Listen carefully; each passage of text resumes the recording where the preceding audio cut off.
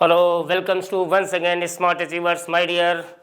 आप लोगों से बहुत दिनों बाद, नियर अबाउट 6 मंथ के बाद आपसे मुलाकात हो रही है फर्दर, और मैं आप लोगों के लिए बहुत ही बढ़िया चीज़ें कुछ बताने जा रहा हूँ। स्मार्ट अचीवर्स आपके लिए क्या लेकर आ रहा है, लाल सर आपके सामने एक एक चीज़ को क्लियर करेंगे कि जो नया बैच हम लोग चालू कर रहे हैं, पास आउट ड्रॉपर बैच, उसमें क्या सिलेबस होगा, उसको कैसे कंप्लीट करेंगे, उसका क्या डिज़ाइन होगा, उसको कैसे फॉलो करेंगे और कितना कम समय बचा। कोई घबराने की ज़रूरत नहीं बिल्कुल। अब माय डियर बिल्कुल परेशान मत होना है, मेरा बिल्कुल टैग लाइन है कि अब जो है, जैसा चल रहा, जो समय है वो तो चल रहा है, उस समय से ही मुझको लड़ करके और आगे जीतना, और कितना बढ़िया कम समय में किस तरीके से हम लोग फॉलो करेंगे, इस चीज़ को हम लोगों को देखना है। मैं एक लाइन ज़रूर कहूँगा कि बच्चे हैं, गार्जियन है, सबके अंदर एक बहुत बड़ा कन्फ्यूज़न है कि ऑफलाइन क्लास चल रही है, ऑनलाइन क्लास होंगी, कैसे क्या होगा,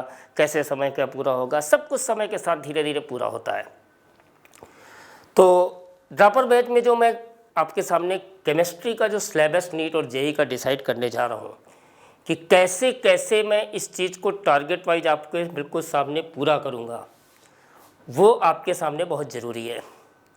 बिल्कुल मस्त रहिएगा ज़रूर कि मिलने का मौसम आ गया, नजरों से कह दो प्यार में मिलने का मौसम, कि मिलने का मौसम आ गया, कि सीएम से कह दो प्यार में मिलने का मौसम।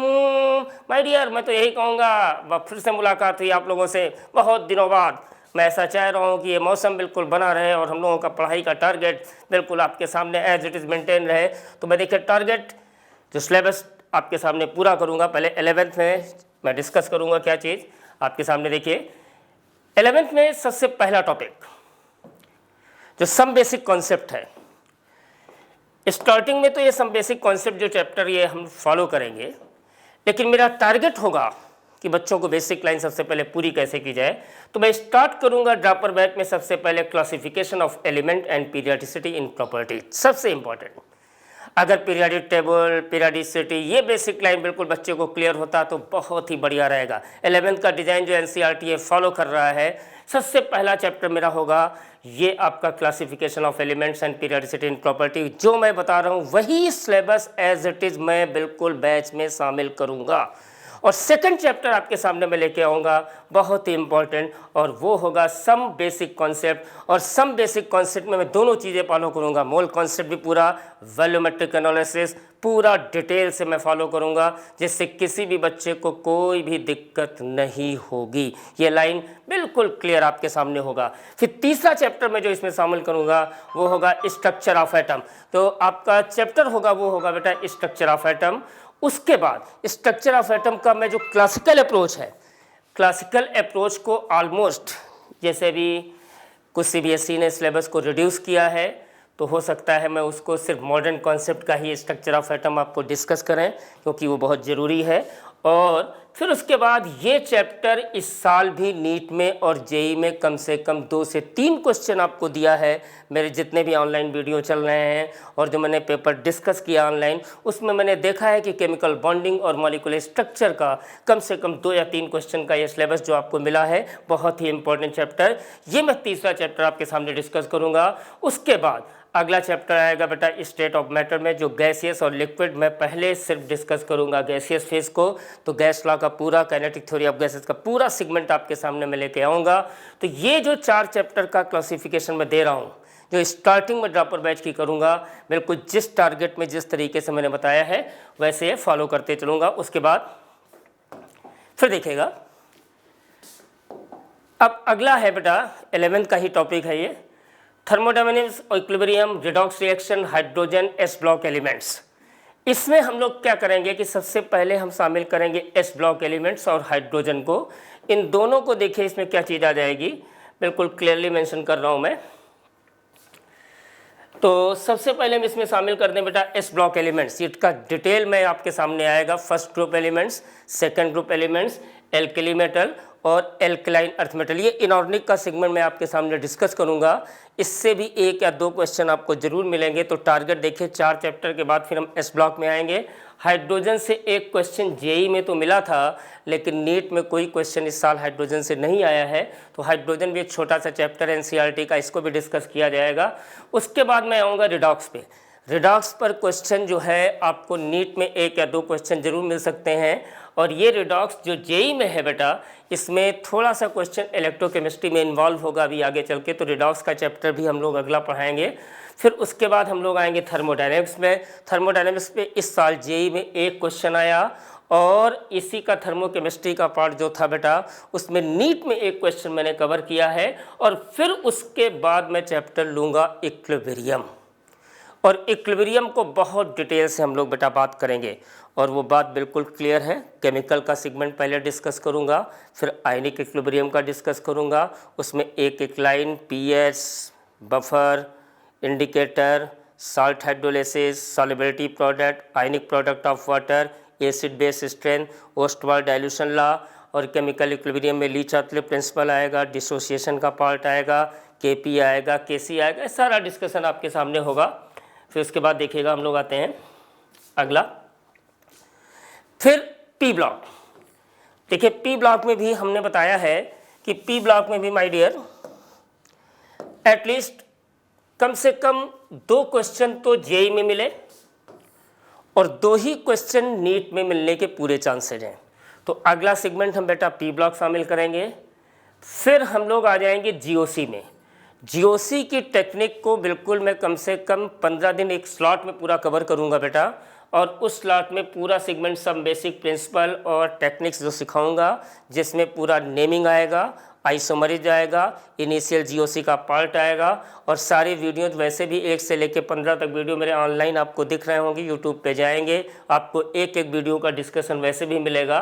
तो अगला ये होगा, फिर हाइड्रोकार्बन इसी को कवर करेंगे, और इन्वायरमेंटल केमिस्ट्री से 1 क्वेश्चन जरूर आया, तो इसको एनसीईआरटी की लाइन बाय लाइन को मिस मत करिएगा। 1 क्वेश्चन जेई में भी रहेगा, 1 क्वेश्चन नीट में भी रहेगा। तो ये सारी टेक्निक आपको बिल्कुल फॉलो करना माय डियर, जैसे मैं बता रहा हूँ वैसे एज इट इज़ फॉलो करते चलेंगे, तो भी आपको कोई दिक्कत नहीं होगी। इसके बाद अब देखिए क्लास 12 हम लोग स्टार्टिंग करते हैं। क्लास 12 का सेगमेंट बहुत ही इंपॉर्टेंट है। तो सबसे पहले देखिए पिछले साल तक क्या था कि ये चैलेंज किया गया था कि सॉलिड स्टेट का एक भी क्वेश्चन जेई में नहीं आएगा, लेकिन अभी जो पेपर नीट का हुआ, इस साल जो भी पेपर अप्रैल और मई तुम्हारा होना था, जो अभी लेट हुआ है जेई का, उसमें भी सॉलिड स्टेट के 2 क्वेश्चन लगे बेटा। तो इसलिए सॉलिड स्टेट को हम जरूर बात करेंगे, सॉलिड स्टेट को फॉलो करना बहुत ज़रूरी है बेटा। तो देखिए सॉलिड स्टेट में 1 क्वेश्चन ये जरूर मिलना है, 2 क्वेश्चन भी आ सकते हैं, 1 तो कम से कम रहेगा। अगला चैप्टर हम लोग इसमें शामिल करेंगे solution, theory of dilute solution. Theory of dilute solution में भी 1 या 2 क्वेश्चन, जिसमें कॉलिगेटिव प्रॉपर्टीज का बहुत इंपॉर्टेंट सेगमेंट है। उसके बाद इलेक्ट्रोकेमिस्ट्री, इसको तो भूलना ही नहीं, क्योंकि लाल सर कहते हैं ना कि लेकर कसम बहारों की कहता है नया मजनू, अक्ल बिना मदहोशी मिल जाएगी पानी में। तो ये लाल सर की जो ईसीएस है, जो सीरीज है, उससे आप लोगों को निश्चित इस साल भी बहुत बच्चे सेलेक्ट हुए हैं, मेरी बात को माना है, कितने आगे निकले हैं। तो इलेक्ट्रोकेमिस्ट्री के 2 क्वेश्चन आपको बहुत ही बढ़िया मजा देंगे। केमिकल काइनेटिक्स में नीट में इस साल जो क्वेश्चन आया, 1 क्वेश्चन आया, वो भी फर्स्ट ऑर्डर का था, सिर्फ उसमें टाइम निकालना था, के की वैल्यू गिवन थी, तो नीट का क्वेश्चन फ्री। और आरएनएस इक्वेशन पर जेई में 1 क्वेश्चन आया, तो 1 क्वेश्चन इससे मिलना ही मिलना है। सरफेस केमिस्ट्री में 2 क्वेश्चन तुमको मिलने हैं जेई में, और 1 क्वेश्चन तुमको नीट में मिलना है। तो टारगेट इसमें देखिए हम कैसे लेंगे, पहले सॉलिड स्टेट माय डियर, उसके बाद सॉल्यूशन का डिस्कशन करूंगा, उसके बाद फिर इलेक्ट्रोकेमिस्ट्री, फिर केमिकल काइनेटिक्स, फिर सरफेस केमिस्ट्री। तो ये टारगेट जैसे मैं बता रहा हूँ उसी तरीके से फॉलो करूंगा। उसके बाद देखिए आगे मैं पहुँचता हूँ।